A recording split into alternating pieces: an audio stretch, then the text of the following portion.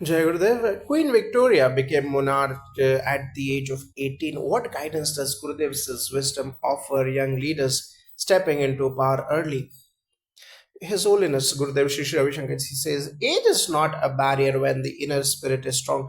Practices like Sudarshan Kriya and Padma Sadhana help young minds stay centered and overcome insecurity. Victorious courage mirrors what Gurudev teaches. Clarity comes when the mind is calm through our youth empowerment programs. Many have developed confidence just like Victoria, who stood up to Sir Conroy. A stable breath leads to a stable mind, key for young leaders in high pressure roles. In Vedic tradition, Upanayana initiates the sacred journey of responsibility early in life. Queen Victoria, though not formally initiated into spiritual rites, lived the essence of Upanayana, a youthful acceptance of Dharma. Sandhya Vandanam anchors young leaders in discipline, clarity, and divine alignment. Victoria and Lord Melbourne share deep trust. How do spiritual practices reinforce trustworthy leadership? Trust arises when we are present and authentic qualities nurtured through Sahat Samadhi meditation. Victoria trusted Melbourne because he listened with presence. Gurudev says, trust is the fruit of inner silence. When we practice Sudarshan Kriya, we remove mental toxins and become genuinely connected to others. This clarity builds reliability. Trust, like fire, needs tending.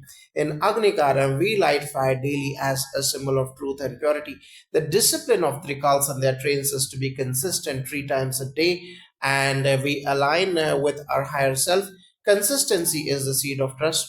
How can a leader like Victoria navigate love and duty through spiritual tools? Gurudev often says balance is the sign of intelligence. When emotions overwhelm, Shakti Kriya revitalizes prana and brings inner strength. Victoria's early struggles with Albert's political involvement highlight the need for a clear inner vision. Meditation and art of living relationships workshops help people reconcile rules without suppression. Harmony is not compromise, it is wisdom. Sanyam sadhana is a deep Vedic retreat, allows one to withdraw and witness life objectively. The king or queen who retreats inwardly regularly through Gayatri Japa and Sanyam sadhana can serve outwardly without confusion. These rituals ensure that the relationships and responsibilities nourish, not exhaust the soul. Victoria faced deep prejudice as a woman ruler. How do these practices build inner resilience? Gurudev teaches that true power comes from being unshakable.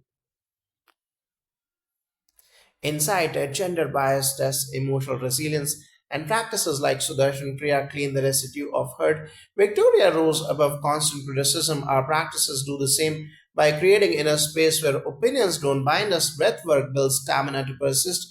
In the Vedic equation, Shakti Kriya, or the Shakti, the feminine divine, is the root of all strength. Through Shakti Kriya and Gayatri Japa, practitioners awaken the Devi within. This inner Shakti helps endure and rise above social limitations. Victoria embodies the silent fire, just like Vedic goddesses who led civilizations. Victoria and Albert evolved from conflict to partnership. How can spiritual wisdom foster this transformation? Gurudev reminds us that marriage is about growth, not control. Through our Art of Living couples programs, leaders and people learn that love needs space. Practices like Sahat Samadhi meditation calm reactive tendencies. As Victoria and Albert matured, their respect grew just as it does when ego is softened through inner silence. In Vedic marriage, partners perform Agni Karan together, sharing fire, not dominance. Victoria and Albert could have benefited from such symbolic practices. When a couple chants Gayatri Mantra or practices Trikal Sandhya, they align in Dharma and discover companionship rooted in shared service, not control. How do spiritual practices cultivate the sensitivity Victoria needed as ruler of diverse lands? Gurudev encourages us to honor all cultures, not just tolerate them. Spiritual practices develop empathy. When you do seva and meditation, you begin to see others as yourself. Victoria, during her visits to Ireland or India, slowly learned that humility invites connection. Our programs train leaders in this universal vision. Vedic rituals like Sandhya Vandanam remind us that all beings are part of the same cosmic rhythm. By honoring the five elements, we honor all traditions.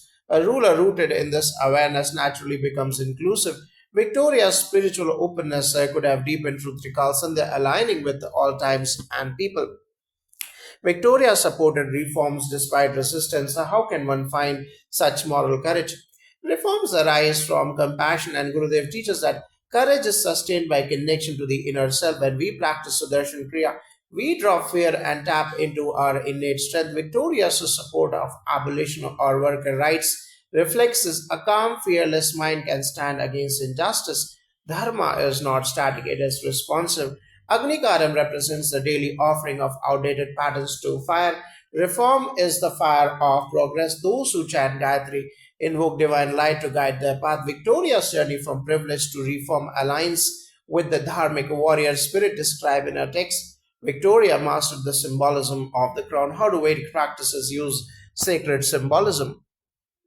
Gurudev emphasizes that symbols are bridges to the subtle. A crown, like a lotus or a lamp, reminds people of higher ideals, just as Victoria used her attire and rituals to unify the nation.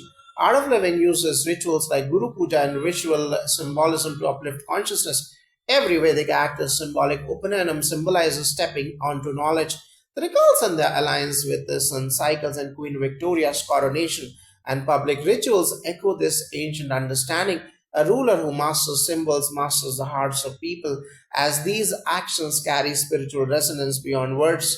Victoria adapted to societal change. How do spiritual practices enhance adaptability? Breath is the key. Gurudev teaches that breath is linked to the mind's flexibility. Rigid minds resist change. Sudarshan Kriya loosens inner rigidity, making one adaptive and alert. Victoria's long reign succeeded because she evolved. Our programs build the same flexibility in leaders physically, mentally, and emotionally. The Sandhya Vandanam performed at sunrise, noon, and sunset symbolizes transformation. Day changes, seasons change, and so must we. Victoria's ability to ride the waves of politics and personal loss reflects this wisdom. A person anchored in Trikal Sandhya remains unmoved by change because they ride time, not resist it. Victoria showed her grief to the public, and spiritual practices help leaders express emotion without weakness. Absolutely, Gurudev teaches that vulnerability, when grounded in stillness, becomes authenticity after loss. Sehat Samadhi meditation or Sudarshan Kriya helps release grief without suppression. Victoria's openness after Albert's death touches the nation and touched the nation. Such sharing doesn't reduce dignity, it deepens connection. True leaders cry with grace in Vedic tradition, even rishis weep for the world. For dharma, emotions aren't denied, they are offered. Gayatri Japa soothes the sorrow. Sanyam sadhana of level 1 and level 2 helps one observe pain and transcend it. Queen Victoria's grieving heart could have been further nourished by these practices, enabling her to serve from a space of healing. Queen Victoria learned that humility strengthened her reign. How do spiritual practices foster humility in leadership? His Holiness Gurudev Shri Ravi Shankarji says that true humility arises from a sense of connection with something vast. When leaders practice Sudarshan Kriya or Sahat Samadhi meditation, they move beyond ego and access a deeper self free from titles. Victoria's encounter with Florence Nightingale humbled her in the face of truth and service. Leaders who meditate regularly lead without arrogance. Humility isn't submission, it's a sign of inner security. In Upanenam, the first lesson is become a student forever. Even emperors bow before sacred fire. Trikal Sandhya cultivates humility by reminding one of time's power. Queen Victoria grew when she accepted she did not have all answers, exactly what Vedic wisdom teaches through surrender and seva. Victoria often placed nation over personal comfort. How can spiritual disciplines support such selfless service? Gurudev teaches that duty done with love doesn't feel like sacrifice. When leaders embrace seva as a joy, not a burden, they draw from inner abundance. Victoria's insistence on remaining in England during crisis, even at personal cost, reflects the dharma of leadership. Padma sadhana builds the steadiness to hold duty and discomfort gracefully. Service becomes sustainable when it is fueled by spiritual energy. Agnikaram is a daily act of personal offering. One sacrifices ego, habits, desires into fire for the greater good.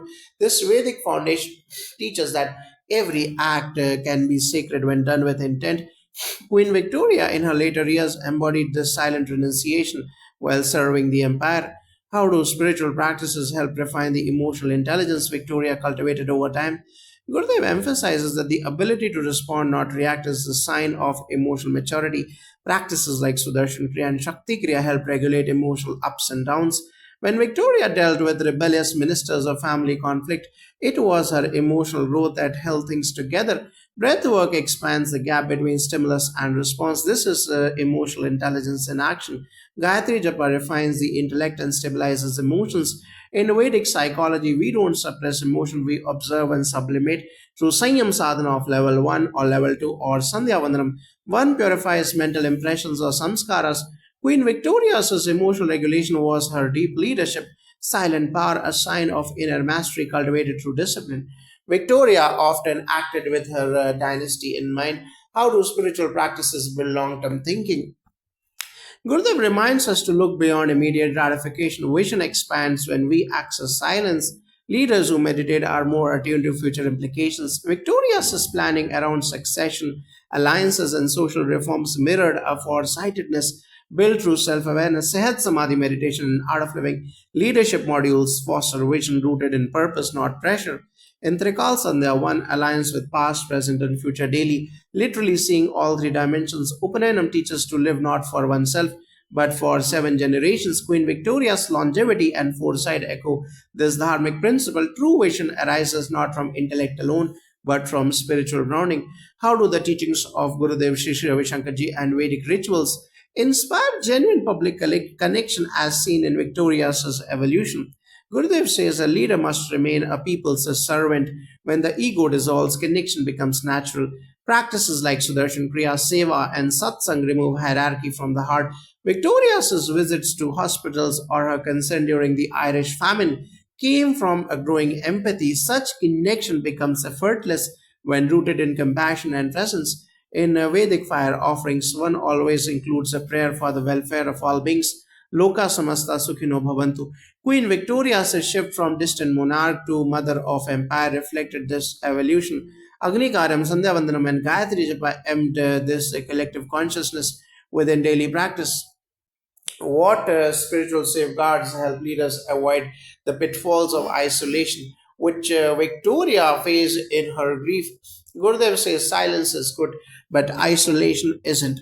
Practices like Sahat Samadhi encourage inward turning, not cutting off. When leaders meditate and stay in touch with community through satsang and seva, they stay connected while remaining centered. Victoria's withdrawal after Albert's death impacted governance. A clear example of isolation's cost. Meditation teaches us to grieve while staying engaged. Sanyam sadhana of level 1 and level 2 brings solitude with awareness, not social detachment. Trikal Sandhya reminds us to stay in rhythm with the nature and people. Victoria's healing could have accelerated with structured practices like Gayatri Japa, helping her return to balanced participation in statecraft. How can the Queen's ceremonial devotion be aligned with Vedic spiritual grounding? Gurudev says rituals without awareness are hollow, but awareness with rituals creates beauty. Queen Victoria's devotion to the church and ceremonial life was her grounding force. Likewise, Guru Puja and Art of Living reminds us of lineage and humility. Meditation fills rituals with depth. The leadership without spiritual anchoring risks becoming mechanical and egotistical. Agnikaram, Upanayana, and Sandhya Vandanam are daily rituals for self purification. These are not mere routines but deep spiritual alignments. Queen Victoria's daily religious rituals could have been enriched with Vedic anchoring, making them not just dutiful but transformative. Power grounded in dharma is lasting. How do practices help navigate family drama as Victoria faced with children and relatives? Gurudev says family life is the first field of spiritual growth. Every trigger is an invitation to grow. Breathwork and Sahat Samadhi meditation give the space to respond with love rather than react with emotion. Victoria's struggles with Bertie or her half sister Theodora show the need for inner calm. Her family workshops help people relate with love and wisdom. The family unit is sacred in the Vedas. Sandhya Vandanam centers you amidst chaos. Gayatri Japa elevates intentions. Victoria would have benefited from Sanyam sadhana of level 1 and level 2, a structured retreat to develop equanimity. Through detachment, one sees family not as control but as karmic connection and service. Victoria transformed personal sorrow into empathy for others. How do spiritual practice enable this transformation? Gurudev teaches that pain can open the heart through Sudarshan Kriya. Grief is not suppressed but dissolved layer by layer. Victoria's compassion deepened after Albert's death. She became more attuned to widows, orphans, and soldiers' families. This reflects what happens when inner silence makes space for universal love. In Sanyam Sadhana of level 1 and level 2, we go beyond the surface and touch the core of being.